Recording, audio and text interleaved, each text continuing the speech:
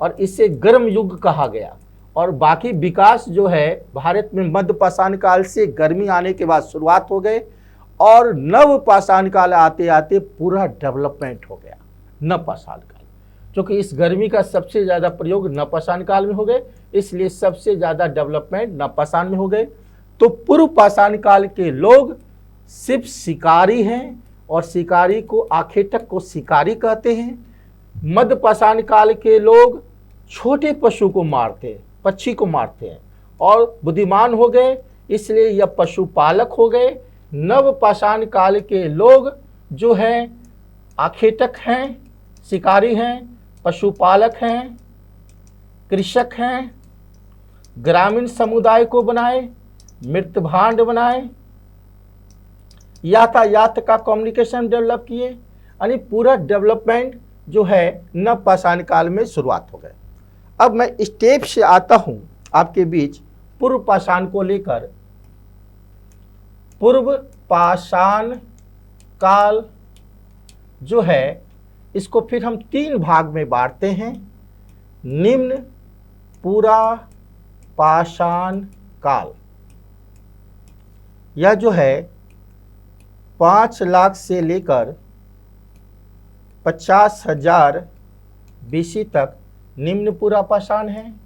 फिर है मध्य पूरा पाषाण काल और ये 50,000 से लेकर 40,000 BC तक हैं। और उसके बाद है उच्च पूरा पाषाण काल, 40,000 से 10,000 BC तक। तो आपने देखा कि यह 3 अवस्था इसलिए बनी क्योंकि मौसम अनुकूल नहीं है, मौसम को अनुकूल होने में कई हजार वर्ष लगे, इसलिए पूर्व पाषाण की अवधि को मैं 3 भाग में बांटा। वो जो आदि मानव है उसको भी डेवलप होने में कई हजार वर्ष लगे, इसलिए यह 3 भाग में बटा। निम्न पूरा पाषाण काल, मध्य पूरा पाषाण काल और उच्च पूरा पाषाण काल। अब ध्यान दीजिए कि निम्न पूरा पाषाण काल में मौसम कैसी है, बिल्कुल ठंडी है, हिमयुग है, गर्मी नहीं है। और जो आदि मानव अफ्रीका से आए उसका नाम है ऑस्ट्रोलिथिपिकस निम्न पूरा पाषाण काल। और उसका स्वभाव क्या है, वो शिकारी है, बड़े पशु को शिकार करता है, स्वभाव से वो शिकारी है, तो वो मांसाहारी है। तो वह शिकारी होने के कारण बड़े पशु को मारने के लिए वो बहुत बड़े पत्थर और वजन वाले पत्थर, भारी पत्थर जिससे बड़े पशु घायल हो जाए, उसका नाम है क्वार्टजाइट पत्थर। तो निम्न पूरा पाषाण काल में जो ऑस्ट्रोलिथिपिकस अफ्रीका से आए वह क्वार्टजाइट पत्थर का प्रयोग कर रहे हैं बड़े पशु को मारने में। और जब वो पशु को मार रहे हैं तो वो दौड़ रहे हैं, दौड़ने के क्रम में वह जो ऑस्ट्रोलिथिपिकस है वह पत्थर से पत्थर टकरा गई, जिसके कारण आग का आविष्कार हो गया। तो भारत में निम्न पूरा पाषाण काल में यानी भारत की सबसे पहली खोज आग की हुई 1 लाख BC में, यानी मनुष्य के द्वारा भारत में सबसे पहला खोज आग का हुआ ऑस्ट्रोलिथिपिकस के द्वारा। निम्न पूरा पाषाण काल में मौसम बिल्कुल ठंडी, हिमयुग है, वो बड़े पशु का शिकार करते हैं। किस पत्थर से? क्वार्टजाइट पत्थर से। और जब वो शिकार कर लेते हैं तो वो बर्फ की गुफा में रहते हैं, तो उसका निवास स्थान बर्फ की गुफा हो गई। और आग का खोज किया, यह क्वेश्चन आ चुकी है कि भारत की सबसे पहली खोज क्या है, वो आग है ऑस्ट्रोलिथिपिकस के द्वारा। और यह ऑस्ट्रोलिथिपिकस चूंकि वो दौड़ते हैं तो उसके शरीर में बौन में खिंचाव हुआ, जिसके कारण निम्न पूरा पाषाण काल में यह जो ऑस्ट्रोलिथिपिकस हैं यह बिल्कुल खड़े हो गए, होमो इरेक्टस हो गए। इरेक्टस का मतलब ही होता है बिल्कुल खड़ा। तो निम्न पूरा पाषाण काल में जो आदमी का डेवलप हुआ ऑस्ट्रोलिथिपिकस से होमो इरेक्टस में, उस आदि मानव का नाम है होमो इरेक्टस। और इरेक्टस का मतलब होता है बिल्कुल खड़ा, जो बिल्कुल आदमी की तरह दिखाई पड़े, उसका नाम है होमो इरेक्टस। और यह जो होमो इरेक्टस है, इस होमो इरेक्टस के अवशेष भारत में हथनौरा गांव से मिले। और यह हथनौरा गांव कहाँ है? यह है होशंगाबाद एमपी नर्मदा नदी किनारे। तो इसमें होमो इरेक्टस के खोपड़ी मिले हैं निम्न पुरापाषाण काल में हथनौरा गांव से, और वो मध्य प्रदेश के होशंगाबाद में है और नर्मदा नदी किनारे प्राप्त हुए। अब जो है आपने देखा कि यह आग का खोज हो गई। इसके बाद यह भारत का पहला प्रागैतिक मानव कौन हो गया? होमो इरेक्टस हो गए। होमो इरेक्टस के अवशेष हथनौरा से मिले। इन्होंने क्या खोजा? तो आग खोजा। भारत की पहली खोज क्या बनी? तो आग बनी। अब जो है यह होमो इरेक्टस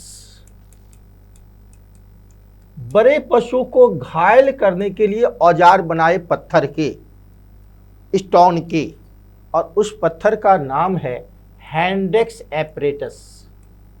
हैंडेक्स एपरेटस, जिसे हिंदी में हस्त कुठार कहा गया, पत्थर की कुल्हाड़ी कहा गया। इस कुल्हाड़ी को फेंक कर वो पशु को घायल कर देते हैं।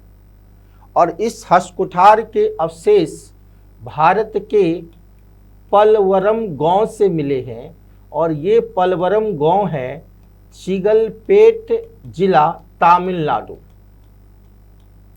और यह जो हैंडेक्स एपरेटस है, इसको सबसे पहले रॉबर्ट ब्रॉसफुट ने प्राप्त किया। और ये रॉबर्ट ब्रॉसफुट ब्रिटेन के वासी हैं।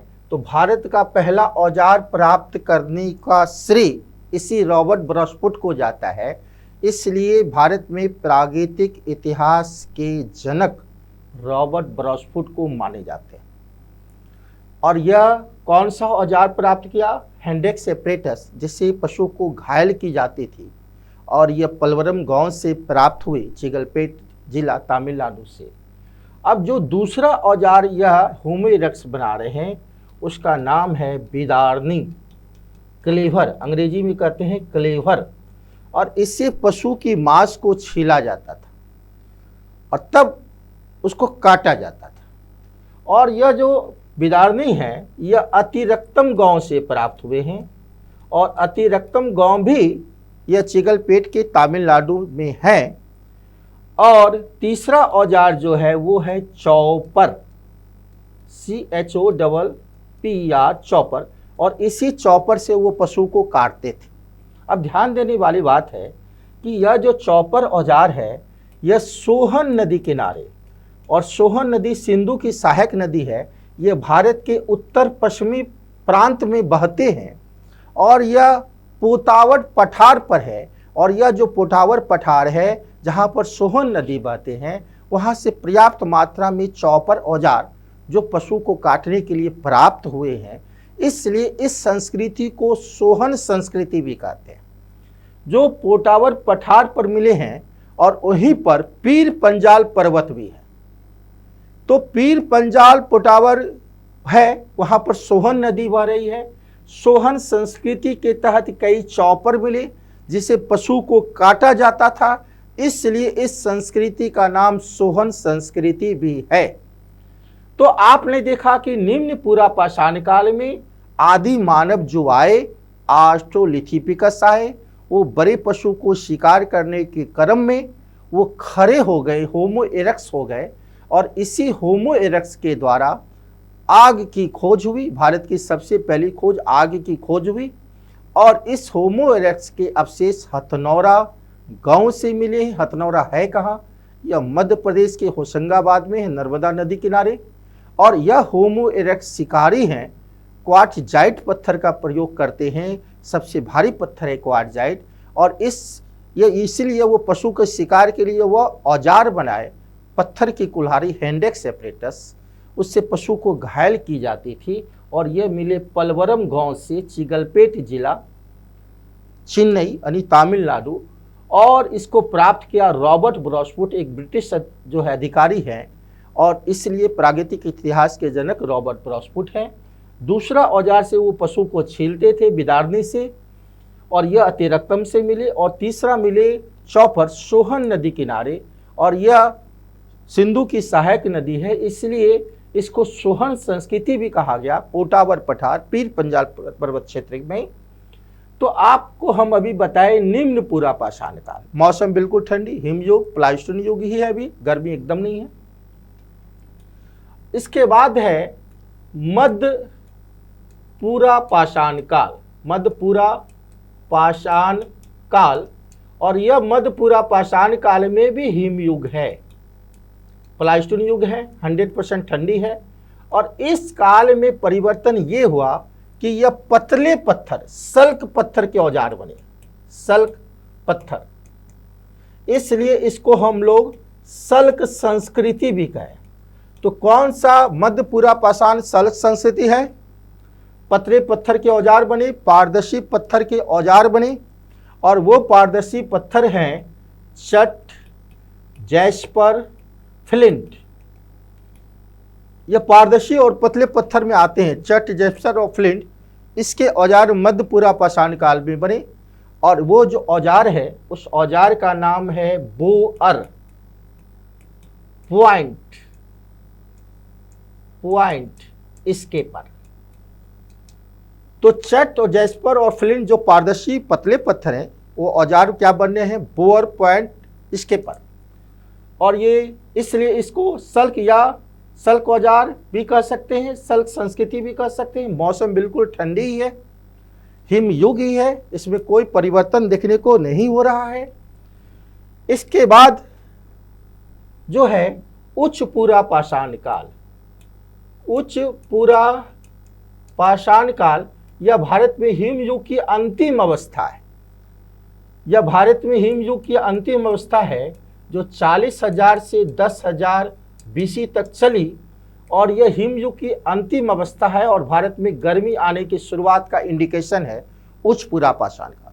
और वो जो गर्मी है उसी नियंडरथल के माथा में वो गर्मी गए, यानी किसके? नियंडरथल के मस्तिष्क में गर्मी गई, जिससे होमो सेपियंस हो गए। वो गर्मी में तेजी से माथा पर गए, विकास हुआ, और भारत के बुद्धिमान मानव उच्च पूरा पाषाण काल में होमो सेपियंस हो गए। और इस होमो सेपियंस के ही द्वारा भारत में भीमबेटका गुफा, और यह भी MP के होशंगाबाद में है, नर्मदा नदी किनारे। और इसी होमो सेपियंस के द्वारा भीमबेटका में गुफा में चित्रकारी की गई। और वर्ण रत्नाकार ने भीमबेटका गुफा की चित्रकारी का खोज किया, और इसमें कई पशु के चित्र हैं भीमबेटका गुफा में, होमो सेपियंस के द्वारा बनाए गए हैं। उच्च पूरा पाषाण काल में बिल्कुल मौसम अभी भी ठंडी है, लेकिन ठंडी की विदाई भी है और गर्मी की शुरुआत है, और यहाँ से थोड़ा सा डेवलपमेंट की प्रक्रिया अब शुरू हो जाएगी। और इसी होमो सेपियंस के द्वारा जो है भीमबेटका गुफा में चित्रकारी की गई। थोड़ा सा परिवर्तन ये हुआ कि उच्च पूरा पाषाण काल में अब जो है टेक्निक उसमें विकास हुआ, अब वह ब्लेड प्रणाली पर औजार बनाने लगे, ब्लेड प्रणाली। तो आपने देखा कि निम्न पूरा पाषाण में क्वार्ट्जाइट पत्थर का प्रयोग, मध्य पूरा पाषाण काल में पतले सल्क पत्थर औजार, चट, जैस्पर, फ्लिंट पत्थर, और उच्च पूरा पाषाण काल में ब्लेड प्रणाली पर औजार बने, काफ़ी पतले, थोड़ा डेवलप हुआ, गर्मी आई, हिमयुग की अंतिम अवस्था है। इसी काल में भारत में चित्रकारी भीमबेटका गुफा में होमो सेपियंस के द्वारा किए गए।